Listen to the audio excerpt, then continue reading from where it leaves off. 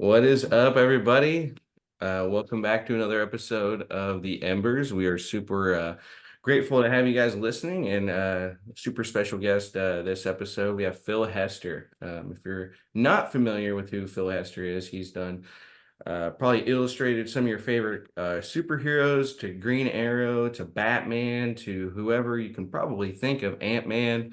And he's even wrote his own illustrations as Mythic or The Wretch, I believe. So super cool stuff, and just excited to dive into that more with him, and what it's like to be a illustrator and artist for such a longevity. So how does someone wind up even in that industry? So yeah, Phil, whenever you're ready, we'd love to hear more about kind of this Yeah, industry and how yeah. you kind of landed into it I or wish work. I knew. Kind of stumbled into it. No, for real, it's it's the only thing I wanted to do since I was about 12. Um, I always wrote and drew my own stories as a kid because I had a little bit of talent as an artist, even as a young kid, and I got reinforcement of that from my teachers and my parents. And I love to read stories and make up stories. So putting those together, writing and drawing stories seemed very natural to me. And when I saw comic books, I was like, oh, that's it. Like there's stories in picture form. And they're like fun to look at, like a movie. They're visually spectacular, but you can also have like a more intimate personal relationship with a comic book because it's like a book. Right. So a lot of it's internal. So it just seemed like magic to me. And I don't know, I think it was probably 11 or 12. And an issue of Iron Man came out that had a cliffhanger to it. And I was, when you're like 11, you don't have, like, I didn't have any money, and I didn't know if I would ever get the next issue of any comic book, because sometimes they're at the drugstore, sometimes they're at the, bookstore, sometimes they're at the grocery store, and you never know if you're going to see the next issue. So I resolved this cliffhanger myself, and I made up my own ending to that story, and I drew it. And then it dawned on me as like, oh, all those names at the front of the comic, those are all people doing what I'm doing right now, which is just creating stories and drawing them. And I was like, maybe I can be one of those people someday. And this is like way before the internet. So I had no idea how a comic was put together. And there was no Wizard magazine or CBG or anything like that that was an inside look into comics. So I was kind of like just kind of feeling my way about how to create comic books. And luckily, when I was in high school, I had a couple of like, even though I went to a super small high school, there were still like two or three other people in the school that were into comics, and they were into making comics. So we started to make our own comics, just for each other. Uh-huh. But like I said, our school is so small, they get passed around. So like the whole school would wind up reading our comics. And we get that early reinforcement, like that kind of, and fame is a strong word, but you kind of get that like following. Uh-huh. It's almost like, making your own mixtape, and then like people want copies of it, and that was what that feeling was like. And so that I caught the bug from then, and I just kept making comics with my friends, like all the way up and into college. And when I was in college, uh, the Teenage Mutant Ninja Turtles came out as a comic book, like Right. the first comics dropped, and they were like a big hit. And it was also like proof to other people that you could make your own comic for not very much money and it could be a hit. So like overnight, there were dozens and dozens of publishers popping up trying to replicate that turtle success. And even though I was not good enough to draw comics professionally at that age, I was good enough for those startup companies. And so I started working as a cartoonist while I was still in college. Wow. So yeah, That's and then so sort of cool. like kind of climbing my way up from then, going to conventions, meeting other artists, meeting editors and publishers, and just sort of like climbing up from the, it's almost like being an athlete where you start out in the minor leagues, and as your skill set improves you get bumped up until you're in the majors. And that sort of took place when I was in my early 20s, and then I'm lucky to not have a real job since then. That's crazy that all of that came from you freestyling an ending to an Iron Man comic. Do you remember what that ending was? Like, Yeah, there's an issue where Tony Stark gets thrown off the deck of the helicarrier without his armor on. It's in oh, his suitcase, and as he's falling, he's got to like slap the armor wow. on before he hits the ground. And so, like, I saw that cover image of him falling, with the suitcase and all the, and in the cover, all the stuff's flying out of the suitcase too. So, like, he Mhm. has no chance.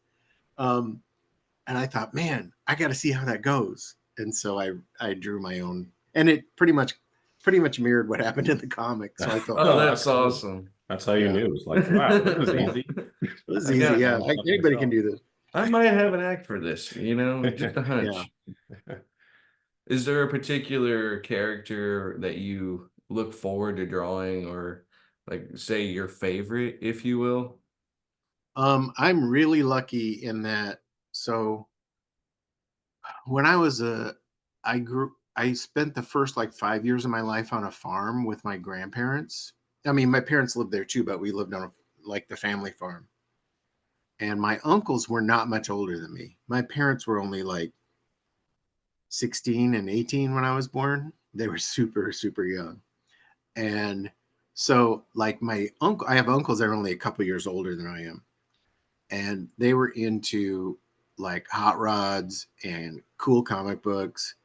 And they had a stack of Swamp Thing comics Mhm. in their, like, they had a pool room in the attic, like where they could Uh-huh. play billiards.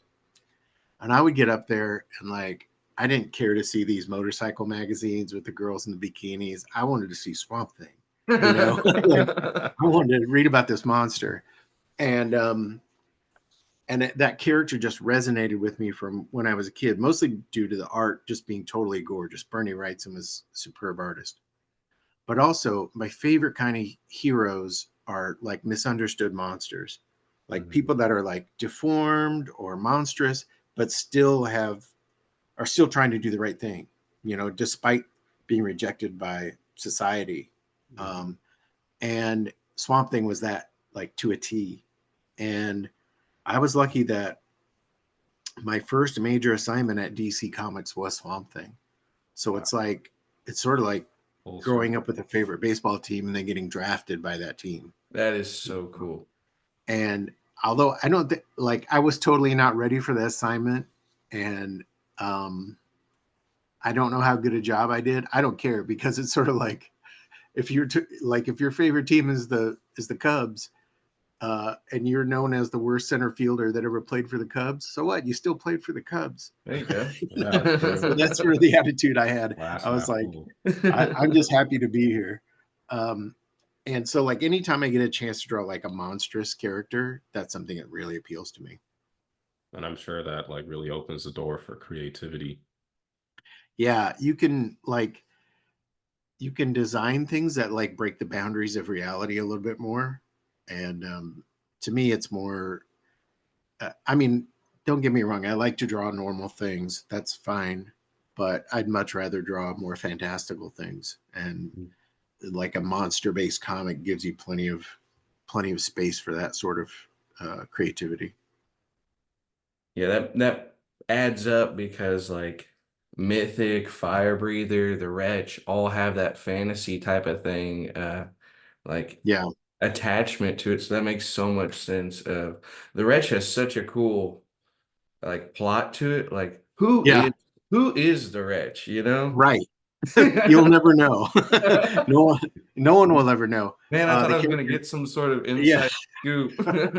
I mean, there is a story called "Who Is the Wretch," and it's sort of like, they go around the little town that the wretch. For the people that don't know, the wretch is like the superhero for a small town, but this small town is sort of like the nexus of every weird thing that could ever happen. So, Mhm. like, UFOs show up here, Bigfoot shows up here, like evil creatures, whatever shows up in this little town. But the wretch is always there to save the day. But I don't even know if it's a he. The wretch Almost like never a talks, yeah. Stranger Things kind and of.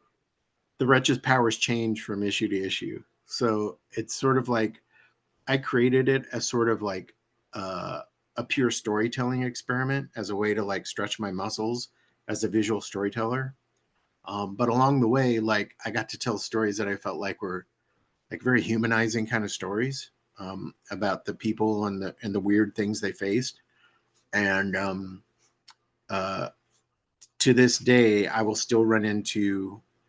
It just happened to me. I was at a convention in Arizona, and a professional cartoonist came up to me to tell me how much that book meant to them when they were younger.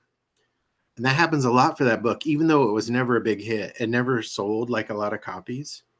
Um, but it's one of those like sometimes there's an album that comes out that is not a success, but other musicians listen to it Like and it it, yeah. becomes like a key thing for them. And I feel like the Wretch was like that. Other cartoonists saw it when they were young, and it kind of turned them on to that kind of storytelling. But yeah, I just love the flexibility of that character, that I can do anything with it, and there are no rules, and I can I can just sort of have fun with the character. That's yeah, it's a super cool character. Almost gives me like Batman vigilante kind of like Hmm. persona almost. But yeah, like you say, he never talks, so it's makes Right. it that much more mysterious. So Yeah. it's super cool. Also, I just found out, but what was it like having Fire Breather being a Cartoon Network film? Like, what was that It like? was it was very cool. Was Andy and I created it. We sort of came in with Invincible. We were the part Mm-hmm. of that same wave at Image, but we never broke big like Invincible. Like the comics, they were good, but they were not like a runaway hit like Invincible. And but when the first two series came out, it got a lot of attention from movie studios, which was really like cool and surprising to us. Um, and I think it's because like the whole idea of like a kid that's sort of torn between two worlds, like the normal world that high school, and then like another world where he's expected to be the king of the monsters. That's like a neat dynamic, but Right. also throwing in that the parents are divorced, and so that really puts into like stark relief the differences between the way he's being raised. And I think that's what people could identify with, and I think that's why it caught on like as a film. And we were lucky that Cartoon Network landed Peter Chung to direct it. And if you don't know who Peter Chung is, he made a feature called Aeon Flux, which was really cool back in the day. You guys are too young to know about it, but Google it. Okay. But it was a really cool. It was really ahead of its time. And it was a really cool like cartoon about like it was sort of like before the anime craze, but had that same sort of aesthetic and vibe. And it was about like this assassin who is also like a high fashion model. But it's really cool. Just Google Eon Flux and you'll. But anyway, so Peter Okay. came on board and he has like a really strong creative visual sense, and he brought it to the movie. And so it was like at the time it was made, it was like the most expensive thing Cartoon Network had ever made, which was Wow. crazy to us. But it won the night on cable. Like it beat the NBA on cable. Wow. And it would look like we were going to get a series until like some executive at Cartoon Network said this thing costs like $1 million every 7 minutes. Like it's so expensive. If we're going to spend this much on a cartoon, let's make it something we own, not some yokel in Iowa. And so they turned around. They started making more features that looked like it, like the Green Lantern show, and some of the Star Wars shows start to look like that early Fire Breather movie. Right. But it's cool now because like the people that saw when they were kids are adults now, and they come and remind me of it at conventions, which is pretty cool. That is super cool. Yeah, that's awesome. Yeah. Um, I guess like yeah, you've just had like a such a longevity as like running Mhm. comics. So I feel like a good story, I guess. I don't know how to really tie this in, but like, do you ever resort to other media or references for like a plot or oh, this would be good? Do you know what I mean? Oh, you mean like inspiration from like films or Yeah, or even like yeah, even biblical, like as we like it's stuff like that. Like something like that that would be like a good enticing, you know what I mean? yeah. Well, as a if you're a creative person, you're going to take inspiration from like everything. Right, that's So fair. like everything you see is going to give you like my wife's always freaking out because like I will always like during church I will be writing on the bulletin because like I'll hear like a nice phrase or I hear a good parable or something like that, and I will like start writing notes. And I'm like, I got to remember, don't recycle this. This has got this has got an idea on it. I'm going to keep it. And like I mean, there's one in my desk drawer right now. Um, and I may hang on to it for 10, 15, 20 years before I use it, you know. But that sort of inspiration can come to you like anytime, any place. And I don't ever set out to like replicate something I'm seeing in a film or reading in a novel. Um, but what's more likely to happen is just in everyday life, I hear a conversation or I know about somebody's like crisis that they might be in or situation they might be in. And I think, wow, I wonder what it's like to be in that spot. Like, I wonder what it's like to have to deal with that. And I start running it through my head. And then it becomes like, it's almost like, you know, how when you're making cotton candy and you stick that little cardboard dowel in it and stuff starts to whip around it. That's the way it is with those sort of inspirations. Like you stick it in your brain and like ideas start to like accrete around that little cardboard. And that's the way almost every project is born. It sort of like builds around one idea or one bit of inspiration, and you kind of like build everything up around it. So yeah, I would say I'm open to like inspiration from wherever it comes from, you know? Hmm. That's funny you said that you'd be in church even just writing on the bulletin. Yeah. Because I like I'm on record on the podcast saying like I think I really love the book of Revelation. And I Mm-hmm. think there's just like a lot of like really cool imagery in that book, like, especially the description of Jesus. Like he sounds like, literally like the coolest superhero. Like how familiar are you with the book of Revelation? And have you ever like thought of like illustrating, some of the crazy things that you might Yeah. read in that book? Um, uh, there's a really great, um, there was a comic book artist named Pat Boyette who lived and worked mostly in the 60s and 70s. And he did a portfolio called Day of the Beast. And it was like all from the book of Revelation. Wow. And like, it's such stunning imagery because like he is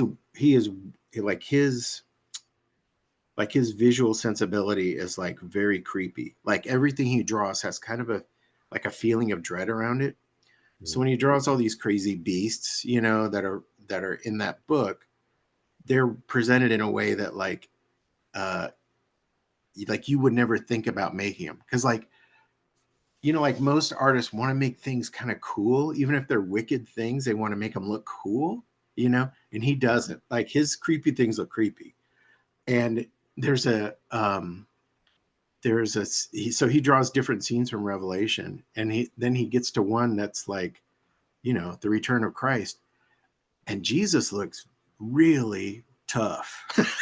Like he Yeah, looks I can like imagine. yeah, like he looks really cool and really tough, but also like slightly scary because Yeah. that's the way this guy's style is. Which is, you know, that it would be an auspicious moment. So like you would be trembling, you know, you would be fearful in some ways, even if Yeah. the figure presented to you is like, you know, it's positive and you know it's like um, glorious in a way. Pat does a really good job of like also making it sort of austere, which is pretty cool. So like once I've seen that, I'm like, I know I can't compete with that. I'm not gonna. I'm not going to Yeah, I try to definitely do gotta look that up. You my call it revelation. Day of the Beast? Yeah, it's called Day of the Beast, Because I've always and been fantasizing, like someone needs to, because I like we like on this podcast, we like to talk about anime a lot. And I'm always uh, like, there are all these cool animes, these cool looking anime characters. Someone needs to, an anime or something like yeah. comics even about the Book of Revelation, because I just think that would be crazy, like the Well, imagery. I think you can like it's kind of rare. It's a collectible thing now, but I think it probably is online where you could find it. But the guy's name is Pat Boyette, Boyette. Okay. It's a really cool portfolio. And I took it there's a character in that um gosh, I can't remember what the plate is from or what the verse it is based on, but there's a character in that that directly did inspire a villain I created in one of my comics. Wow, A Wow. comic I did called Deep Sleeper. So that's that's so cool. Um, Looking at your different styles, or I mean, I guess like looking at the difference between Batman Gotham City Year One, like the more mhm. noir style, I Yeah, guess. Okay, and then like where you look at like Green Arrow, which I don't think this is the one with I don't think this is Quiver, but like no, that's more recent. Yeah, okay, but yeah, like just different like I guess softer features. Is that a way of yeah, describing it? But um, yeah. Some like I have a naturally angular style and like very like high contrast and a lot of dark shadows. And when I'm doing something that's more like action oriented, it gets a little bit lighter, you know. But when I'm doing something that's like crime or horror, it's going to have that like that kind of like noirish edge that you noticed on Gotham City, and that's sort of like my natural style. I sort of bend toward that, and you see it in the Wretch too. The Wretch is very high contrast also. Um, that's where I would like to operate all the time, but okay. it just depends on the assignment that you're given. Like your style, you have to bend your style a little bit to like match the assignment that you're doing. Hmm. That makes sense. Yeah. Yeah. So I'm assuming like you're like coached or like you're given a like a guideline of what they want you to kind of look like, or maybe what is that called? Like, oh, Style like guide, what's that? like a style guide or Maybe, yeah, it's not character guide. yeah, yeah, yeah.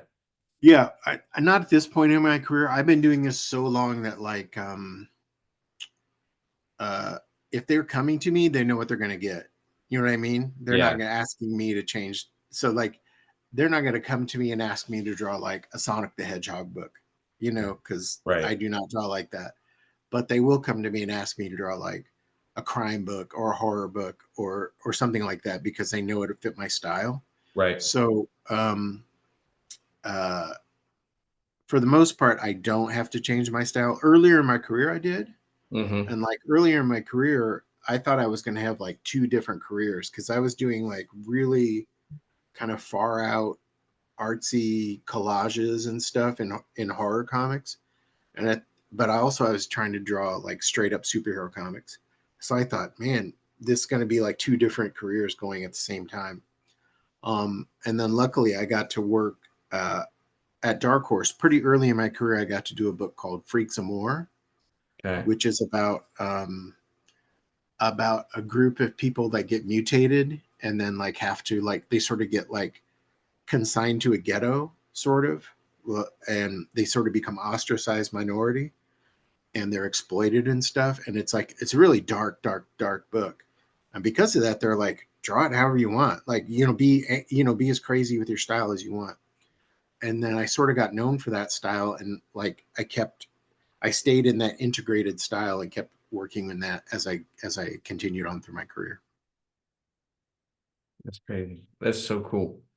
I mean, it makes sense though. Like, you draw in an artistic way for so long that you become adept or super good Yeah. at, that makes complete sense.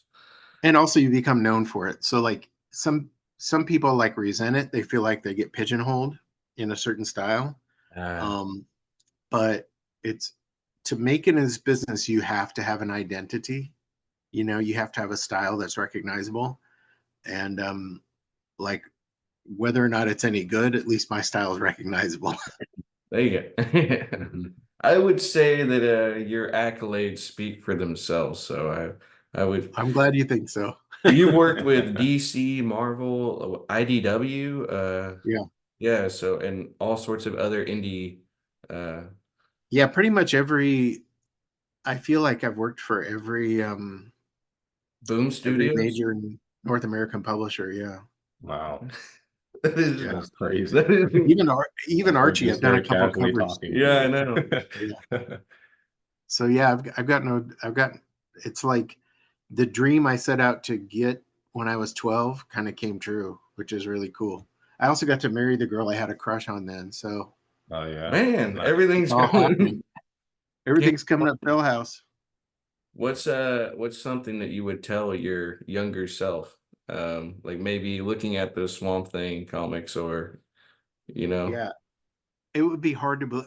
I could tell you something I would tell my young self that he would not believe, which is that someday there are going to be superhero movies that you don't bother to go see. Like, you know, like Ooh. Yeah. that would never occur to me because like when I was a kid, superhero movies were so rare. Hmm. Like anytime a superhero movie came out, it was like an event. And now they come out like if you scroll the guide on your TV service, and you just watch the titles go by, anytime a screen goes up, there's a superhero movie somewhere on it, you know? Yeah. Like every Mhm. day there's superhero movies on. And like there's just too many to keep track of, which like I could never believe that that would ever happen. That would blow Mhm. me away. Or that I would be or that books I did, comics I drew would be collected in big hardback editions. I would never believe that either. That blows me away. That there's these kind of like library editions of work that I've done, which is which is cool, but hard to believe. Like 12-year-old me wouldn't believe it. Yeah. Which is understandable for Yeah. sure. What's your favorite collection of comics between Marvel and DC? Um, If you it's feel really tough. preference. It's very, very tough because I was a Marvel kid come growing up. Like Spider-Man was my guy, Uh-huh. and then X-Men was my thing, and then Daredevil. And Mhm. but as a professional, almost I would say like 95% of my works come from DC. Mhm. Um, and that's just the breaks. That's just how it goes. Um, and but as I got older, like into my teens, I started to read a lot of everything. Like I read Marvel, DC. Like they just started translating manga when I was in high school. So like every piece of manga I could get my hands on, I read. Oh, nice. Um, and and there was this boom when I was in high school of like indie comics. So like there were places like Pacific Comics and Eclipse and First and Dark Horse. They all kind of came on the scene, and they were all producing like interesting stuff that wasn't necessarily superheroes. And to me, that was really important to see because I wanted to see other kinds of stories being told besides superheroes. And those Mhm. other indie publishers were places I could see that and really expanded my horizons as far as like what I thought comics could achieve. And it made me a better creator for sure. Mm, Wow. nice. Wow. And I mean, obviously nowadays there's a lot of live adaptations of like comic stories or superheroes. Yeah. What are your general opinions on, a lot of the live adaptations that have come out over the years? I think kids now are so spoiled. Like like when I was a kid, like we got the Lou Ferrigno Hulk TV show and we liked it, Yeah. because we had to, like, because that was all there was. And now you get like with technology, the advancement of technology, you can get any sort of like superhero that can be credibly put on screen, which is amazing now. And so and also they're digging so deep into the library of characters that characters that you never would think would like get a TV show like She-Hulk. I never thought She-Hulk would have a TV show. Yeah. I never thought Ant-Man would have a movie, you know? Or like And the Chinese superhero from Marvel is Shang-Chi. I really Yeah, liked the Shang-Chi. movie actually, and I Yeah. was like, "Who's this guy? I've never heard of this guy before, but he's Oh, awesome." when I was a kid, he was just known as Master of Kung Fu. That Oh was what yeah, his that's what his book was called, Master of Kung Fu. But not only like to see Ant-Man get a movie, but then to see my name in the credits afterwards is like mind that's blowing. cool. Because like I wound up creating some characters that wound up in the movie, and it's just something that's like I think my wife and I were out for like our anniversary date, and we went to that movie, and I was like, there it is. Like when it rolled by in the screen, I pointed at it, That's and I was me. like, there it That's is. That's that's me. And it crazy. went by like that fast, but you know. Yeah. That's still crazy. So who did you create? I guess like So I don't expect you to remember this, but there's an evil shield agent in that book. I mean, in the movie, movie. there's an agent Carson. He's an evil shield agent, like he's a traitor. Uh, and then This some is the aspects. Ant-Man movie. Sorry, What's that? this is the Ant-Man movie. The first Ant-Man movie, and then also there's some aspects of the bad guy's costume that reflect elements of the Ant-Man costume I created for our run. So they included all that and like the special things. That's the run I did with Robert Kirkman. He wrote it and I drew it. Hmm. Well, That's I'll definitely, because I'm actually currently rewatching the MCU like in Oh, timeline cool. order, and I'm trying to like prep myself for the new Avengers movie this year. So I'll Oh, neat. definitely keep that in mind when I get around to Ant-Man. Yeah, I'm just go around. real. When the credits come, just go real slow. Yeah. Otherwise, you will miss it because it flies right by. Yeah, that's cool. Sorry, I'm asking like all the combative questions. So, in your professional opinion, Avengers versus Justice League, who do you think would win? Oh, uh, well, there's a for coolness. I prefer the Avengers, but for That's power, fair. it's got to be Justice League I would say because that's probably, that's yeah, fair. that's the correct it Superman answer. is. is becoming Superman so and Wonder Woman are two like Thor level strong characters. Mhm.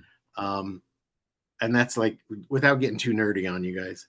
But Oh, the thing no, please, no, no, please you're get good. it You're as good. nerdy as But the thing about Avengers is like if you go to like the roster of everybody that's ever been an Avenger, it's huge. Like Yeah. it's Yeah, hundreds of characters. And to some extent also the Justice League. But like if you're just talking about the core characters, DC characters in general are overpowered, hmm, mostly because they've just been around so much longer.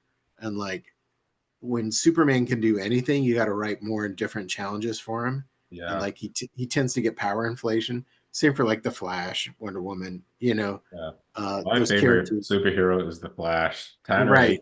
because some Every situation. sometimes I nerd out and like we would be talking about superheroes or like this character versus that character. I'm like, well, I Yeah. mean, technically the way they write the Flash, he shouldn't really lose that fight. Right. The Flash, because like especially in the Silver Age version of the Flash, like the comics that were coming out in the 60s and 70s, he could run backwards in time. Yeah, Like he could Mhm. travel time. He can vibrate through walls, just stuff yeah, like that. So like he got depowered in the 80s when I was a teenager reading it, and he got sort of like depowered down to like Quicksilver level speed.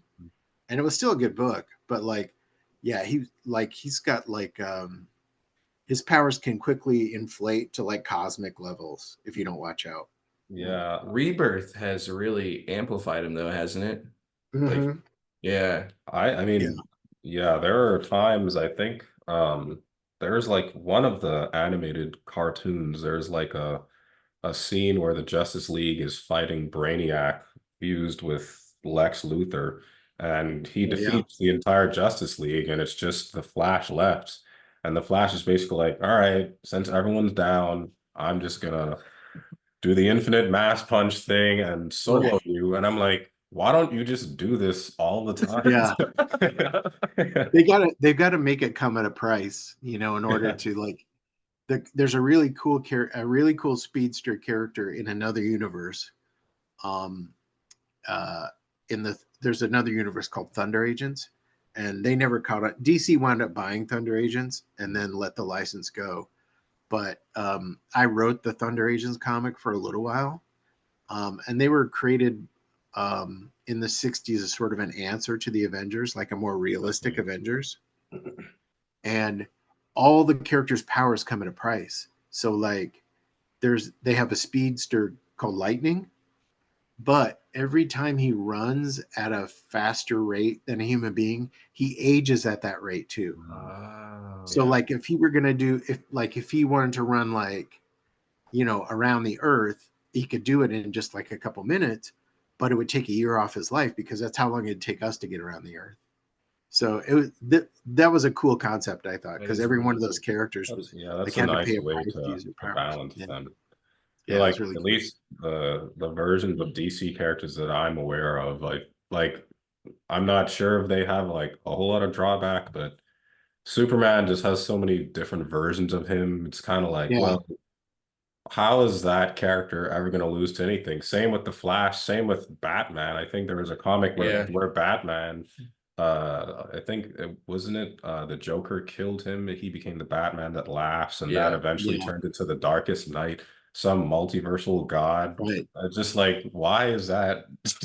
Well, let me Where did tell that you what. come from? Oh, here we go. Because these characters have been around for like 80 years now, and like Batman has like 8 titles a month.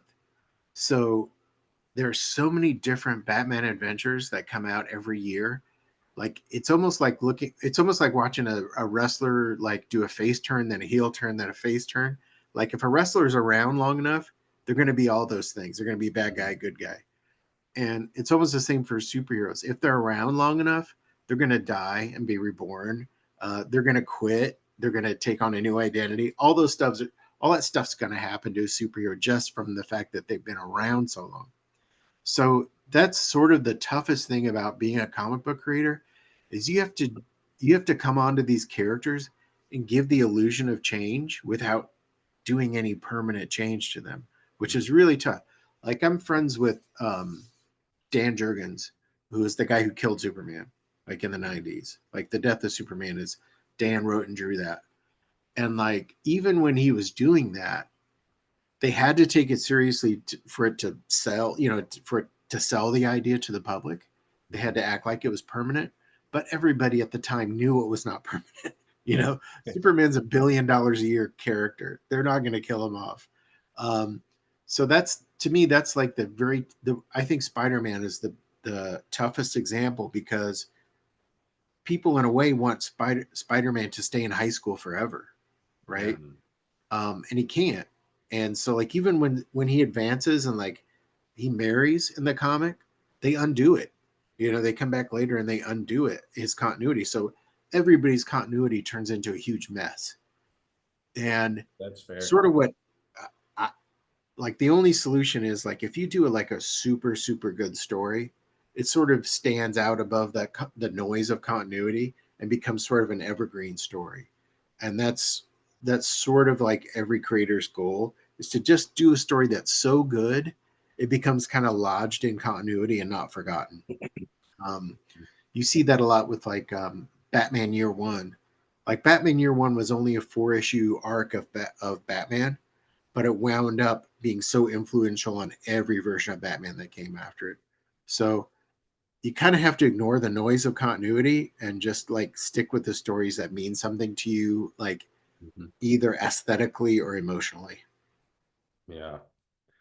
Yeah. And so we know that the MCU has been really, really successful. And you talking about, like ignoring the noise of continuity kind of made me think of all the different iterations of like live action Batman Yeah, and Superman we've seen. And I know the DCU is really trying to, start fresh and pick up steam now.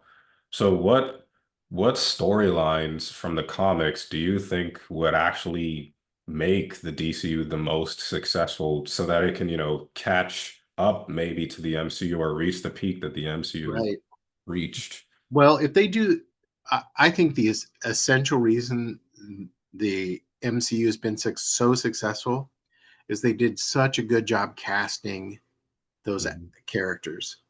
Like those characters are so close to the heroes they're supposed to portray. It's like second nature. So like, you know, Robert Downey Jr. is Tony Stark. You Yeah. Yeah, know, Yeah. and Chris really, Evans is like, Captain America.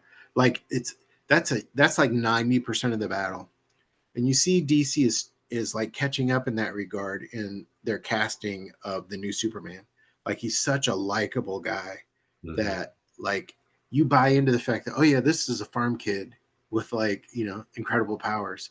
Um, so I think that's the biggest part of it. And the other thing the MCU does that I think the DCU is starting to catch on to is you don't try to replicate any stories like word for word. Mhm. What you do is you like take the moments that resonate out of those stories and apply them to those characters and those scenes to those characters and sort of like I said, these characters, even like Spider-Man's been around for 60 some years now, almost 70 years. So like um you take those specific moments and apply them to like in the comics, in the Spider-Man comics, there's a scene where like he's buried under all these sewer pipes and he's being crushed and he wants to give up and he wants to quit, but he thinks of all the people that are depending on him and he like winds Mhm. up throwing all that heavy weight off him, That was in like a weight. Spider-Man: Oh, Homecoming, right? yeah, a weight that he shouldn't be able to lift. Yeah. Okay. And if you look at it the way they did that in the movie, they did that with that subway scene where he's trying to stop that runaway subway train. Oh, It's yeah. not an exact replica, but it's that same dynamic. And I think if you're trying to make these movies that resonate with people the way those cool scenes in the comics did, you can't do like direct adaptations. You have to like look for those key moments and find ways to arrive at them naturally in a film setting. Yeah, that's good. It is really good. I really hope that the DCU does pick up steam, and because I personally like the superheroes in DC, like the superheroes themselves, I like them more as well as the Mm, super villains than like Marvel. But I can't deny how like incredibly good like at least the height of the MCU was like compared yeah. to a lot of, and there have been really good DC movies over the years. It's just I kind of wish that there was like some continuity between them. Like there have been some really good Batman and good Superman, but they haven't really had any sort of relation to each other. Yeah. And now we're gonna have two Batman continuities going at the same time. Yeah. Yeah. And I really like the what's his name? The Twilight guy, the Robert Robert Robert Pattinson. Pattinson. Pattinson. I Yeah. like his Batman too. I really wish they'd just be like, you know what? You're just part of the DCU. Well, he's not going ever going to be. He's going to be like in Yeah. his own world, and then there's going to be a DCU uh, uh, Ben like Affleck. Batman that can interact with Superman. They're going to recast that, so Yeah. there'll be two Batman continuities going at the same time. Yeah, that's gonna be interesting for sure. Yeah, Because there's definitely gonna be fights between the fandoms, like, oh, we like this one, we like this one. That might hurt the DCU Batman just a little bit, even if he is yeah. like good. You sort of have to like roll with that because like people nowadays, um, people get like into their little camps where like they got to defend their camp and they're not open to like people like I said at the beginning, people are so spoiled now. Like There's like just so many versions yeah, of their favorite characters now. yeah, like you can there's such a broad array of like nerd culture out there now that like you can like just sort of like it's like a buffet where you can just pick and choose what you want. And when I was a kid, you had to take it all because it was so hard to find, like you had to like I had to be into Doctor Who because it was the only science fiction on TV. Like I had to be into Conan because it was only kind of adventure novels at my school library, you Mm. know. But now you can be into like you can call yourself a comic book fan and only ever buy Image comics, never buy Marvel or DC, or only ever read manga and never read North American comics. And you could Mhm. call yourself a comic fan. And that was not the case when I was young. So uh, it's kind of weird that people get defensive about defending their fandoms That's when fair. they should be like welcoming people to their fandoms. It And does like, get a little cutthroat, I feel like. yeah, it's so weird. It's the weirdest thing on earth to me. Um, I have a question as far as like like live adaptations. You've worked so much with Green Arrow. What Mhm. did you think of the TV show Arrow, like with Stephen Amell's portrayal? for number one, I got to meet him, and he was a Wow, really cool guy. that's Like he was cool. really awesome, and he was like really like he didn't diss us at all. He was like really respectful of us, which was cool. That is cool. Um, but it's kind of weird because like there are characters we created in our run of of Green Arrow that wind up on the show, which was just so wild to see. And it's still going on today because uh, like a villain we created for Green Arrow has wound up in the new Batman cartoon, Cape Crusader. We created a Mm. bad guy called Onomatopoeia, and he wound up in Batman. So like he's become like sort of backdoor a Batman villain, which is something I never thought would be possible. So it's one of the most magical things about this job is like something that could just be part of your imagination, and something you work on like personally. Nobody knows about it. It's just something you're working on. And then 5 years later, it can have an existence totally out of your hands, like it exists in other people's imaginations, which is so wild and but also like a very magical feeling. So that's the most addictive part of this job is that you can sort of transfer your dreams to people, which sounds kind of like woo, but it's true. Like stuff that is used to be just your personal imagination now exists for other people, which is pretty incredible. Yeah, I mean, that was what the two TV shows that actually got me into superheroes, like just overall, were the Flash CW show and the Yeah, Arrow CW show. Like those were the first two superhero like um yeah. content or They media had that I they consumed. had like long, healthy runs. Yeah, they did. Yeah. I really Yeah, I watched the Arrow show start to finish all 8 seasons. I really loved the first 5 seasons of it. And I like the Arrow is still one of my favorite superheroes. I really loved how they kind of leaned like I'm not too familiar with the Arrow comics, like the mhm. Green Arrow in the comics, but I really loved how they leaned into, at least in the TV show, his backstory on that island. And when he came, Yeah, he was really similar to like Batman in a way, like mhm. just dark vigilante, um, and he had like a vendetta or like a chip on his shoulder. So I don't know Yeah. how accurate that is to the actual Green Arrow It's comics. really close. Like his Okay. origin does come about because he gets stranded on an island, and he winds up taking out the people that are threatening him on the island. But that vendetta doesn't spill over into the.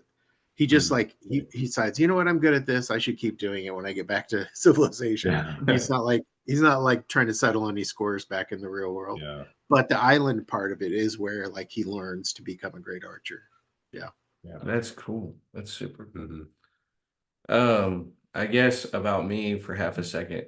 I love normally tertiary characters of some sort Yeah. or like less main. So Speedy is probably one of my Oh favorite yeah. characters. Roy Harper, and I didn't know how I felt when he got cloned and his arm was removed and all those things. Like I didn't know See, how. that's what happens when you hang around long enough. Your arm's going to get torn off. Yeah, That's exactly. what happens from being in continuity too long.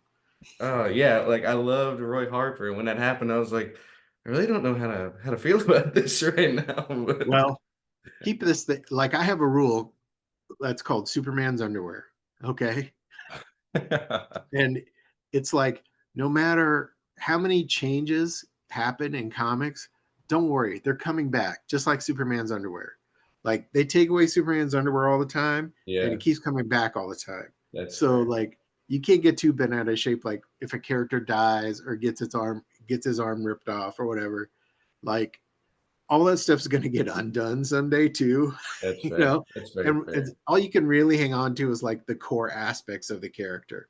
So like Spider-Man, if you get like hung up on Spider-Man continuity, you'll go insane. Oh yeah. Yeah. But if you just keep in mind that like, oh, he's like this, he's kind of a struggling kid who's like kind of a wiseacre, but he does the right thing even if it's against the odds. That's what's the core about Spider-Man. You know, all that other stuff kind of can change around him as long as that core stays true. Mhm. Yeah, that's super good advice. Just kind of treat it with like with fandom and love rather than just like Yeah, diving too deep into it and getting like making it personal almost. Yeah. right. Yeah. I mean, for me, the Flash that I love is just the aspects of him I love the most. I don't really remember him as the guy slipping on the banana peel or losing to characters I think he should never lose to. I remember him as that guy doing the infinite mass punch or doing some other crazy thing. Um, Right. the Mobius chair Flash, I love all those cool Do versions you of him. prefer like Wally or Bart Um, or I Barry? mean, I would say that I have an attachment to Barry just because he was the first Flash I saw in that TV show, but Wally's Right. definitely, I would say, the coolest from the comics by far. All Yeah, the, I like Wally. the things he does. Yeah.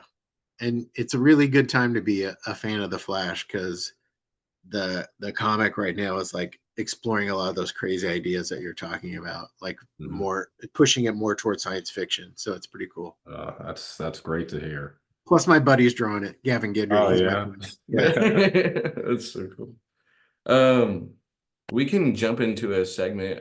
So this will just be like draft battle. Uh, we'll just snake draft, and we're just at the end we can kind of debate briefly on why who we think who wins or why we think whoever wins. Aaron and I were trying to come up with a topic. We mentioned superhero powers, and we thought about going Hmm. down that rabbit hole. But I feel like going up against you, I feel like the odds are definitely stacked against me. But we can bibble Or Well, back at it. oh, you mean like for us to have? I'm talking about just in general. Yeah, we can apply them to like or our. we could Oh, do, because oh, you mentioned also like pick one Marvel character, one DC character, and then one Or you superhero could pick a from villain or outside. whatever. So I guess you mean like my favorite or no. With, This would be like with the a goal of winning, like yeah. defeating oh, Bane. This would be like a battle royale style. Like, okay, Aaron's like, well, I want Superman. Then I'm like, okay, I want Batman. Then you'd be like, well, I'm taking Flash or something. You know what I mean? right, So that's right. kind of the premise of this. Do you have a certain preference that you would prefer? I guess I'll wing it at you to see. Oh, that is tough because yeah, if I'm just picking like who I think would win, like I'll you could always go with like you could always trot out a dark side or a Thanos or like Okay. Mhm. Okay. super Yeah. powerful. But um uh I think the character that can undo all of that is the Spectre. I think the What Spectre can handle what all if that. we did you stay in the DC realm and we stay in the Marvel and we have to see if we Okay. can defeat Oh, you in that way? you gave him You D. can't. Nobody in the Marvel universe can defeat the Spectre. Oh no. Well, this is the highlight. This is why you're here. You get to Yeah. make it look really Oh, silly. All right. Yeah, it's over. I really wanted to pick the Flash, but it's okay. I mean, Well, the Flash probably can't Yeah. defeat the Spectre either. what Um, did we have advantage for DC and you could still beat us with Marvel? Yeah, I could see. We'll Okay. see. All right. all right. What do you think? Yeah, I mean, he can pick DC. Well, I'm just more No, interested in you like guys go first. whatever That'll help whatever me. your explanation for why you think you win or lose. Because I'm very interested in like your explanation for why the Spectre is so powerful. But Yeah. um, Well, because the Spectre in the DCU, he is like the hand of God in the DCU. Like his power source is unlimited. There's a scene in a comic I read where like Superman is trying to go back in time, and Spectre just holds his hand up, and Superman bounces off because Spectre is like he represents every like sort of like mystical spiritual power in the DCU, and so like he's essentially an unlimited character. is he Uh, connected to the the Presence character, Yeah, like the yeah, will of the Presence or something? right. Oh, then Eh, yeah, there. So but Maybe. the problem with the Spectre is he's limited by the fact that he's supposed to be the wrath of God. So like he's limited by this. He will always seek like vengeance. So Oh. like he can be distracted into doing the wrong, like taking the wrong path, you know. So like you can get around him in that way, but it's like a mental game. Uh, Because like power wise, he's like unstoppable. well, that sounds awesome. Okay. I'm cool with letting you have DC and we can take a Yeah. stab at Marvel. But you want us to go first? Yeah, sure. Okay.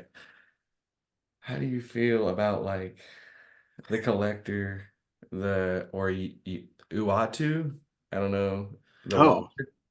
I don't know if yeah, I You don't know know. the character, the one above all in Marvel?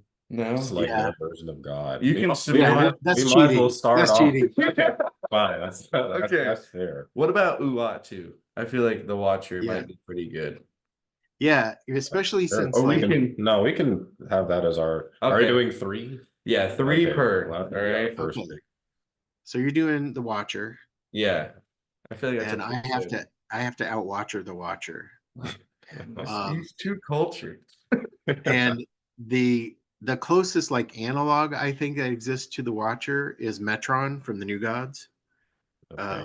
who's the guy with like the Mobius chair that can take him like any point in time and any point in space. So he functions a lot like the Watcher, but the Watcher is bound by non-interference. So like it's very hard to get the Watcher to To do act. stuff. Yeah. Yeah. Whereas Metron loves to mess with things. Ah, So great. I think that would give He's just Metron the better. Yeah. advantage. Sounds Yeah. like oh He's a one. meddler. And also, you don't know, like Metron sometimes is a good guy and like almost like 80% of the time is a good guy. But like 20% of the time he kind of crosses the line and like will do whatever it takes to like advance his quest for knowledge. So So it could be like taking out your own teammates. Is that what yeah. we're? Yeah. I'm Yeah, trying. we're hoping for that 20% there. Yeah, for real. Yeah. So who do you? Well, I mean, there are a couple really powerful characters because a lot of my knowledge comes from like the characters who I've seen in movies and TV shows. Yeah. Most recently, from the Fantastic Four movie last year, Franklin Richards, the baby, who Yeah. I heard when he grows up becomes like insanely powerful. Yeah. He's supposed to be like what they call an Omega level mutant, Yeah. which means like a mutant that's capable of destroying the world. So, yeah. But the thing about Franklin is in comics, like he was born like in 1968 in the comics. So he should be like 59. But like he's always perpetually like 6, like Oh forever. yeah. And he's like a soap opera baby. He kind of goes back, the age is kind of undetermined, like at all times. Mm. And then sometimes he grows up and gets de-aged and stuff like that. So, but it's a good choice because it's the best choice because his powers are never truly defined, Ooh, So we can you right? just gave wish us them that up. So it could be anything. Like you could say that he mutates to the point where like he becomes, all powerful. Um, or you could say he just like mutates to the level like of his mother, where he's like, the Invisible Woman, Yeah. who's also super powerful. Like honestly, if she were more ruthless, Well, yeah, very very in the brutal power movie. set. Well, in the Yeah, movie, she pretty much by herself just held back Galactus, which I was very surprised yeah. by. I mean, I don't. she could put a little bubble in your bloodstream and end you anytime she feels like. Oh, so stay on our good side for sure. Yeah, Yeah, but who do you have in your mind to combat Franklin Richards? that's tough. Oh, that's what we want to hear. Well, I have to stick to DC. Yeah, Yeah, yeah. Oh, because there's a perfect Marvel character.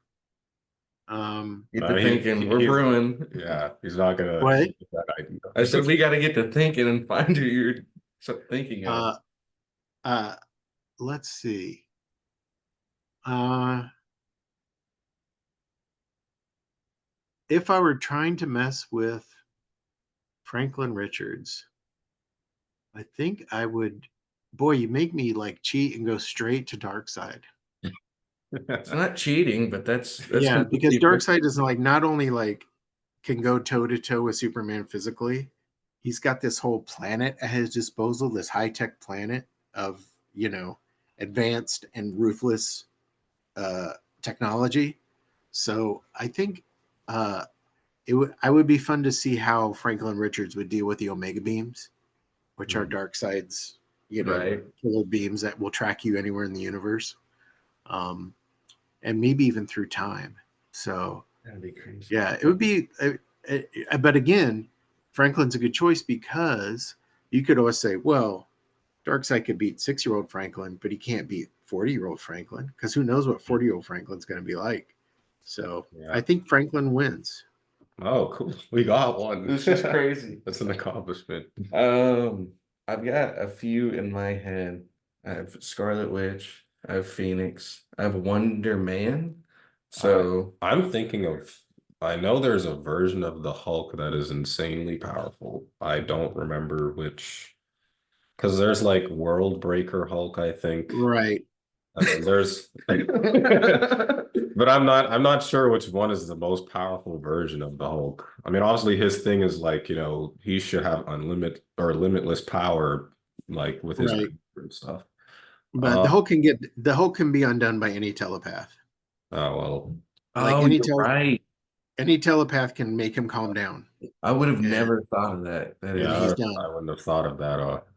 He's not Hey, the Hulk anymore. well, never mind. that Let's not choosing I Hulk. feel And the thing about Scarlet Witch, when you're rolling out Scarlet Witch, is like, at least in the comics, like her powers were chaos powers, right? right. Mhm. Which meant she could not control them completely. So Oh, she did not. So when she used her powers on you, she didn't know what was going to happen. Oh, Like wow. all that she knew was like things were not going to go your way. So she was sort of like bad luck. And Mhm. so like whatever you like, if you were like a character, like if you were a bad guy with the flamethrower and she used her powers on you, the flames would come to life and eat you, or stuff like that. But she she's would not never know. necessarily controlling it. She's just, Yeah, yeah, yeah, she's just sort of like a conduit to chaos. I get what you're saying. Yeah, Okay. Well, I mean, the only other one, like, I don't want to, I feel like saying Thanos with the Infinity Stones. For some reason, I feel like maybe the MCU like overhyped him in terms of I feel like compared yeah, to how powerful he actually is in the comics. I'm not entirely sure about that. I want yeah, to, I honestly want to say Jean Grey, but I know I don't want to say the Dark Phoenix form because I heard she has a White Phoenix form, which I'm assuming is more yeah, powerful. So I, yeah. like, are you good with that? Like, Who knows? make a final yeah, answer. my toss up was between her or Wonder Man, so I'm fine with The cool thing about Wonder Man is he's an energy being, yeah. essentially. So like he can get dissipated and reform, so like he's hard to keep down. Like you can't ever beat him because he can always reform. He's like Uh, Darwin from X-Men. What? That's one yeah, of his but favorite beyond mutants, that, if not because his he's like, favorite mutant. It's my second favorite mute. So one time we did a draft battle and Aaron like stacked the odds against me, but the only reason why I was surviving was because I had Darwin on my oh, okay, so yeah, he was just like yeah, adapting to everything, but he didn't kill anybody, he just couldn't he die. just survived. Yeah, Yeah. yeah, So it's honestly really comical. So yeah. Yeah, because um we like had ChatGPT do that versus battle, and I think its final statement was like, Team Aaron wins, but Darwin is just somewhere off in space, Yeah, like he wandered floating as a away. cloud or yeah, something. Yeah. No, you can, but so, um, like one of my favorite comics when I was a kid was Chris Claremont's X-Men because it had so many different characters at different power levels, but like you never knew who was going to win any battle because like he took into account like the chaos of battle. So it was almost like, like in a Game of Thrones battle, like the best fighter doesn't always win. right. Somebody gets their helmet turned around and then they get stabbed and they lose. That's the way Claremont handled battles in X-Men. And to me, that was more satisfying than just like power scaling, because it was like sometimes you would see Nightcrawler beat Doctor Doom, or sometimes you would see like a regular guy beat Wolverine, you know, Mhm. which seems impossible now because Wolverine's basically an immortal character. But Right. like back then, like you could knock Wolverine out. Um, but it was cool to see like um, knowing knowing those odds of like the people's powers and then seeing that turned on its head by just circumstances to me is like always more exciting you That's know fair. like to me that's always cooler than like strict power scaling. It seems, yeah, it's not as like predictable, I guess you could Yeah, say. yeah, All right, I guess for we'll sure. submit White Phoenix. Yeah, Jean Yeah, White Phoenix. Yeah. Let's see what happens. I would I would, well, shoot, I have to use Well, DC. can you actually, because I've heard of this character. I think the Yeah, I reason why don't I know. know, the reason why I know about this character is because we did a draft battle once, and we like talked to ChatGPT, and it mentioned like the difference between White Phoenix and Dark Phoenix. So I'm not entirely sure what the difference is. I'm just assuming the White Phoenix I'm form is not either. more powerful. Like, Oh, okay. Okay. so like when I was a kid, there was just regular Phoenix and Dark Phoenix, not White Okay. Phoenix. It was We just can regular. just say Phoenix. Yeah, we can just say Jean Grey is no Um, character, but yeah. and and for that, I would, boy, that's tough because like I have a perfect Marvel answer, but not a perfect DC answer. Um, yeah, I would have to go, man. Batman with prep. Oh, yeah, Batman's prep. Yeah, that's the cheat. That's the cheat code is to say Batman with prep. But I guess the character that would match from the DC would probably be Doctor Manhattan. Oh my. Yeah, we're done. We Yeah. just yeah. How do you beat that? Because Doctor I'm Manhattan actually can move that. interested how that fight would go. Yeah, I don't think they would fight. I think they would have a meeting of the minds and just decide not to fight. You know what? Let's Too much move effort on. here. Yeah, I think we lost. So what was the first matchup? Who did we choose first? I don't even Watson, remember now. the Oh yeah, and then Watcher. we lost because Oh yeah, we're probably not really gonna interact. yeah, he Uh, probably wouldn't fight. He picked the better version of Matt our Braun. character. Yeah. Yeah. Yeah, Yeah. So we lost that one. You gave us the Franklin Richards yeah, dummy. Franklin And wins. looks like this last one is a stalemate. There you go. So Yeah, A that's draw. perfect. It's a We even. did It's a a draw. lot better than we thought. It's an I even feel like draw. you were very generous on not choosing the like Superman 1,000,000 or Oh uh yeah, or Flash in Or general. literally the Spectre that you said at the beginning. yeah. The Spectre kind of undoes everything, but Yeah, I Yeah. think you were very generous to us, so I appreciate it. That was really cool though. Like you definitely explained that way better than ChatGPT would Yeah, for have. sure. yeah, I also please. like the concept of like it not just being like your typical like okay 1v1 Like what are their 1v1. abilities? Right, You're also taking into account like the type of people they are and like what would right. realistically happen in a confrontation. And that's what being a comics creator is about because like you see these characters as their entire personalities. You don't just see them as a costume or as like a power set. You also have to take into account all their backstory and everything. And that's um like I wrote a Deathstroke story once, and like Deathstroke's powers don't really mean anything to me. It's supposed to be that he has like basically Taskmaster's powers, where if he sees something, he can do something. Um, but his backstory was super important to me because in my story, like there's a war orphan that like keeps hanging around with him and wants to be like him. But in his backstory, he has a son that tries to follow in his footsteps and dies doing that, like trying to be like him. So he doesn't want this kid to like hero worship him, and he needs to find a way to like drive this kid away in like a stern way, but like without hurting him. And so like to me, that's more important than like you know like how adept he is with a sword, or like does he have perfect aim. That stuff's all secondary to like what makes the story interesting. Yeah, I mean, I've heard similar things about Spider-Man. Like I've heard a lot of people say that Spider-Man is so much more powerful than he often gets portrayed as, just Yeah, because naturally he wants to hold back and not kill people, right. But when he has like the punching power So to really knock someone, probably kill him in one shot in a lot of Yeah, instances. yeah, like every fight with Dr. Octopus should be one punch. Yeah, that's crazy. you know Yeah. what was your favorite adaptation, like cinematically, actor of Spider-Man? Like who Oh, Toby. I'm a Toby Tobey Maguire. Maguire? Yeah, for sure. Nice, Because nice. he's a dork. Yeah. Yeah. He's visibly dorky. Yeah. That's awesome. Yeah. I really like the Andrew Garfield portrayal, but mostly like the superhero Spider-Man in those Right. movies. I thought that he Yeah. looks the coolest and Physically, he seems the closest. Yeah. yeah. Yeah. I'm a Toby fan. I'm a big Toby Maguire fan, so I feel like those first two movies are like the best superhero movies. they're Spider-Man. so good. I Yeah, think the first Spider-Man 2 one is might have legendary. been the first movie I saw in theaters. Oh, Mm. really? Yeah, so it was I was like a grown. I was a grown ass man. Yeah. we I peaked at a young age, right? Yeah. Yeah. So what are you excited for Doomsday? Avengers Doomsday, I assume? Oh, yeah. I mean, I think it'll be.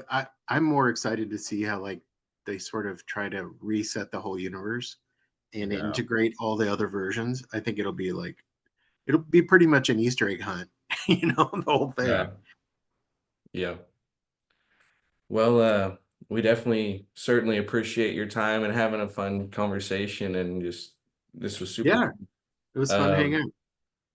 we're gonna go ahead and pray out and then yeah, we'll just yeah, like I said, we just appreciate you joining us on. But Father God, we just thank you for this time of fellowship and just this time of just embracement. And we just we thank you for all that you've done in our lives. And we just ask you to just continue to be with us and help us grow strong in your name.